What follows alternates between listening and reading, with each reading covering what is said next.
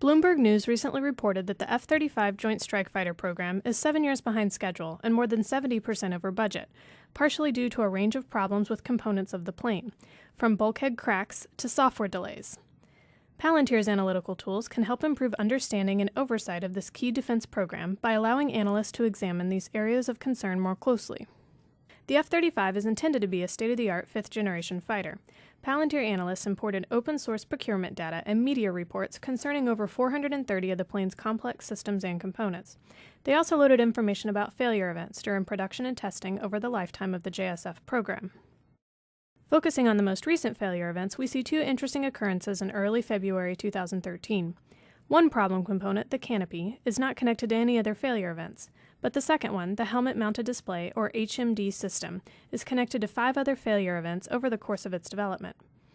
This HMD system is part of a unique specialized helmet developed only for F-35 planes. The subcontractor tasked with the development of the system is Vision Systems International, or VSI. VSI started work on the HMD system in September 2003 after the JSF prime contractor Lockheed Martin awarded the company an $84.6 million subcontract.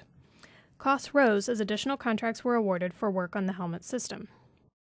By 2009, VSI secured its third contract for $54.1 million. Not long after, the program began to experience a significant increase in failure events, including problems with brightness, jitter, external video lag, and green glow. A Department of Defense document explains that green glow occurs when light from the cockpit display leaks into the helmet display, degrading visual acuity. These failures did little to slow the program's funding. By November 2011, more than 8 years after the initial award, costs totaled more than $250 million, although no working helmet had yet been produced.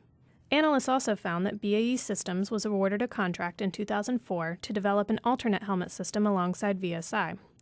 This second system is not mentioned again until April of 2011, when Lockheed again solicited bids for alternate designs following the repeated testing failures and ballooning costs of VSI's design.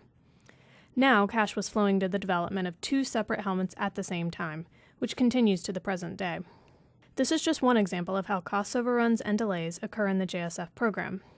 Delays and rising costs are major issues not only for the U.S., but also for the program's international partners. 8 countries have become JSF partners at the Tier 1, Tier 2, or Tier 3 level, according to their contributions to the plane's development. To date, these contributions total over $4.4 billion. An additional 3 countries have plans to buy F-35s. As failure events and delays have increased, however, other JSF purchasing nations have suffered the adverse effects in their own defense programs and budgets. Between 2010 and 2012, 7 countries experienced major delays that forced them to take stopgap measures or change their JSF orders. 3 countries have actually reduced their orders: Italy, Denmark, and Canada. Canada initially planned to buy 80 planes, later revising its order to 65.